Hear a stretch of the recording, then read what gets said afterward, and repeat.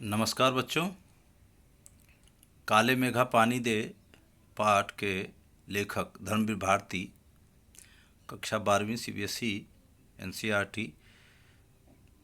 इसका सारांश आप लोग पढ़ चुके हैं। इसके 5 प्रश्न पढ़ चुके हैं। तो आइए हम इसके आगे के प्रश्न उत्तर को देखते हैं। तो ध्यानपूर्वक सुनना है, समझना है और अपनी उत्तर पुस्तिका में लिखना है। इसका पूरा ख्याल रखें आप लोग। तो छठा प्रश्न देखें। छठा प्रश्न है कि लोगों ने लड़कों की टोली को मेढक मंडली नाम किस आधार पर दिया? यह टोली अपने आप को इंद्र सेना कहकर क्यों बुलाती थी?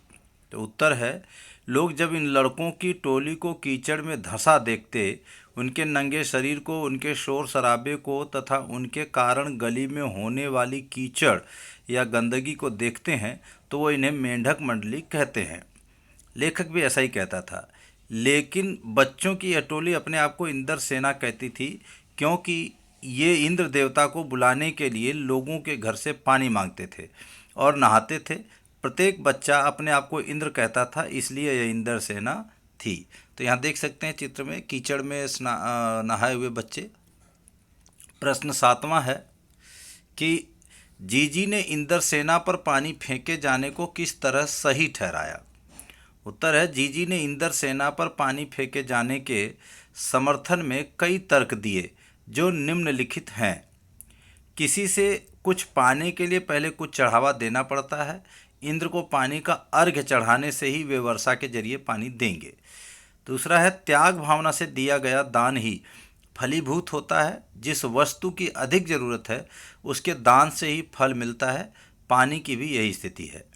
तीसरा है, जिस तरह किसान अपनी तरफ से 5-6 सेर अच्छे गेहूं खेतों में बोता है ताकि उसे 30-40 मन गेहूं मिल सके, उसी तरह पानी की बुआई से बादलों की अच्छी फसल होती है और खूब वर्षा होती है। ऐसा जीजी का मानना है और उनके तर्क भी काफ़ी अच्छे हैं। और दूसरी बात, यहाँ इस तीसरे अनुच्छेद में देखिए लिखा है 5-6 सेर। सेर यानी एक सेर जो है आज के हिसाब से अगर देखें तो कम से कम 1.25 किलो का होगा। तो इसी हिसाब से आप जोड़ सकते हैं 5-6 सेर कितना होगा।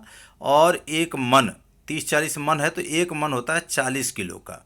तो इस प्रकार से पुराना ये तौलने का एक तरीका था। प्रश्न है 8वां, पानी दे गुड़धानी दे, मेघों से पानी के साथ साथ गुड़धानी की मांग क्यों की जा रही है? उत्तर है, गुड़धानी शब्द का वैसे तो अर्थ होता है गुड़ और चने से बना लड्डू, लेकिन यह गुड़धानी से आशय अनाज से है। बच्चे पानी की मांग तो करते ही हैं, लेकिन वे इंद्र से यह भी प्रार्थना करते हैं कि हमें खूब अनाज भी देना ताकि हम चैन से खा पी सकें। केवल पानी देने से हमारा कल्याण नहीं होगा, खाने के लिए अन्न भी चाहिए, इसलिए हमें गुड़धानी भी दो। प्रश्न है 9वां, गगरी फूटी बैल पियासा से लेखक का क्या आशय है? या दूसरा प्रश्न इसी का बनता है कि गगरी फूटी बैल पियासा कथन के पीछे छिपी वेदना, वेदना यानी कष्ट को स्पष्ट कीजिए। तो उत्तर है, इंद्र सेना गाती है काले मेघा पानी दे, गगरी फूटी बैल पियासा। इस पंक्ति में बैल को प्रमुखता दी गई है क्योंकि वही कृषि का आधार है। बैल ग्रामीण जीवन का अभिन्न हिस्सा है। कृषि कार्य उसी पर आधारित है। वह खेतों को जोत कर अन्न उपजाता है। उसके प्यासे रहने से कृषि कार्य बाधित होती है। कृषि ठीक ढंग से न हो तो मानव समाज ठीक से नहीं जी सकता। इस कारण इंद्र सेना के इस खेल में बैलों के प्यासा होने की बात हुई है। तो देखिए, आजकल तो ट्रैक्टर से जुताई हो रही है, लेकिन पहले हर घर में लगभग 2 जोड़ी बैल हुआ करते थे। 2 जोड़ी या 1 जोड़ी जरूर होते थे और उनकी साल भर देखभाल की जाती थी। और इस समय यानी जब जुताई का समय होता था तो उनको सुबह 4 बजे से खेतों में जोत दिया जाता था, जिससे खेतों की जुताई होती थी। तो उस दौर में बैल बहुत ही महत्वपूर्ण हिस्सा था परिवार का या कृषि कार्य का, इसलिए यहाँ बैल की बात की गई है, बैल पियासा। अगला प्रश्न है 10वां, रिश्तों में हमारी भावना शक्ति का बंट जाना, विश्वासों के जंगल में सत्य की राह खोजनी हमारी बुद्धि की शक्ति को कमजोर करती है। पाठ में जीजी लेखक की भावना के संदर्भ में इस कथन के औचित्य की समीक्षा कीजिए। तो जीजी का जो तर्क है बार बार वो लेखक को और लेखक भी अपना तर्क देता है, उन्हीं के बारे में यह बात की गई है। तो यह कथन पूर्णतः सत्य है कि रिश्तों में हमारी भावना शक्ति बढ़ जाती है। ऐसे में विश्वासों के जंगल में सत्य की राह खोजती हमारी बुद्धि की शक्ति कमज़ोर हो जाती है। इस पाठ में जीजी लेखक को बेपनाह स्नेह करती हैं, बहुत ज़्यादा प्यार करती हैं।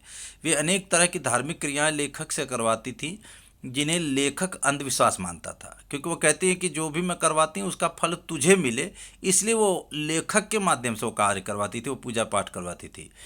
इंद्रसेना पर पानी फेंकने से मना करने पर जीजी अपने तर्क देती हैं। लेखक उन तर्कों की काट नहीं दे पाता, क्योंकि उन तर्कों के पीछे भावनात्मक लगाव था। भावना में जीवन के अनेक सत्य छिप जाते हैं तो कुछ प्रकट हो जाते हैं। बुद्धि शुष्क होती है तथा तर्क पर आधारित होती है।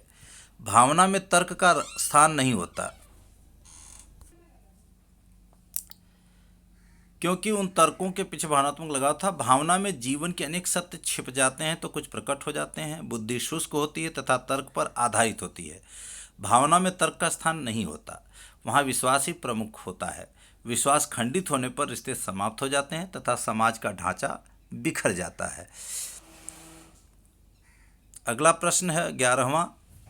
तकनीकी विकास के दौर में भी भारत की अर्थव्यवस्था कृषि पर निर्भर है। कृषि समाज में चैत्र वैशाख सभी माह बहुत महत्वपूर्ण है, पर आषाढ़ का चढ़ना उनमें उल्लास क्यों भर देता है। अब देखिए, इसके उत्तर से पहले मैं आपसे ये कहना चाहूँगा कि तकनीकी विकास के दौर में कृषि पर निर्भरता कितनी महत्वपूर्ण है, आप इस बात से समझ सकते हैं कि आजकल कोरोना पूरे देश में फैला हुआ, पूरे देश क्या पूरे विश्व में फैला हुआ है। सभी कंपनियां फैक्ट्रियां बंद हो गई, लेकिन एक कृषि कार्य ऐसा था जिसने पूरे भारत को जीवित रखा। अगर कृषि कार्य न हो तो आपको भोजन नहीं मिलेगा। आप चाहे जितना पैसा आपके पास हो, चाहे सारी देश की कंपनियां सारी ज़मीन पर लग जाएं, अगर कृषि कार्य के लिए ज़मीन नहीं बचेगी और कृषि कार्य नहीं होगा तो लोग खाएंगे क्या। क्योंकि आप पैसा सोना चांदी या दूसरी चीज़ें नहीं खा सकते। खाना तो आपको दाल आटा चावल गेहूँ इत्यादि ही है। तो इसीलिए कृषि पर हमारा देश आज भी निर्भर है और ये अपने आप में एक महत्वपूर्ण बात है। तो इसी पर आधारित यह प्रश्न देखिए, उस समय जब ये पाठ लिखा गया से 20-25 साल पहले, तब की देख लीजिए बात की लेखक कितनी दूरदर्शिता की बात करता है। तो उत्तर देखिए, तकनीकी विकास के दौर में भी भारत की अर्थव्यवस्था कृषि पर निर्भर है। कृषि समाज में चैत्र वैशाख सभी माह महत्वपूर्ण है, पर आषाढ़ यानी बारिश का मौसम चढ़ना उनमें उल्लास भर देता है। इसका कारण यह है कि इस महीने में अधिकतर वर्षा होती है और किसानों को आशा की नई किरण दिखने लगती है। जमीन की प्यास बुझती है तथा खेत बुआई के लिए तैयार हो जाते हैं। खेतों में धान की रोपाई होती है तथा इस समय उल्लास छा जाता है। गर्मी से राहत मिलने, पानी की कमी दूर होने, कृषि कार्य के प्रारंभ होने आदि से गांव में प्रसन्नता का माहौल बन जाता है। अगला और 12वां प्रश्न है कि पानी का संकट वर्तमान स्थिति में भी बहुत गहराया हुआ है। इसी तरह के पर्यावरण के संबद्ध अन्य संकटों के बारे में लिखिए। यहाँ भी मैं आपको बताना चाहूँगा कि आज पूरे भारत में कम से कम हमारे 4-5 सिटी ऐसी हैं जहाँ पर पानी की बहुत ही दयनीय स्थिति है। और पूरे विश्व के जो बड़े शहर हैं उनमें से कई शहर हमारे देश में ही हैं, जिसमें जैसे कि बेंगलोर, दिल्ली इत्यादि ऐसे शहर हैं जहाँ पानी की मात्रा बहुत ही कम है और आने वाले समय में कोई गारंटी नहीं कि यहाँ पानी बचा हो। तो उत्तर देखिए इसका, पानी के संकट की तरह अन्य कई संकट हमारे पर्यावरण में बने हुए हैं। खतरनाक गैसों का संकट, बाढ़ का संकट, यहाँ सड़क के ऊपर बिंदी है दिखाई नहीं दे रही है, सूखे का संकट, भूखमरी का संकट, खाद्यान्न का संकट आदि पर्यावरण में बने हैं। इन संकटों के कारण कभी कभी तो देश की गति तक रुक जाती है। कहीं बाढ़ है तो कहीं सूखा है, कहीं लोग भूखमरी के कारण बेहाल हैं तो कहीं खाद्यान्न पड़ा पड़ा सड़ रहा है। हवा में फैली खतरनाक गैसें सभी को दूषित कर रही हैं। इन हवाओं में सांस लेना भी कठिन होता जा रहा है। तो इस प्रकार से पानी का संकट वर्तमान स्थिति में बहुत गहराया हुआ है। तो इन्हीं शब्दों के साथ आज का यह पाठ समाप्त होता है और आशा है आप इसको ध्यानपूर्वक अपनी उत्तर पुस्तिका में लिख रहे होंगे और ज़रूर लिख रहे होंगे, ऐसा मेरा मानना है। और वीडियो को देखते रहें, सब्सक्राइब करना ना भूलें, लाइक करना ना भूलें। एक बार फिर से आप सभी को बहुत बहुत धन्यवाद।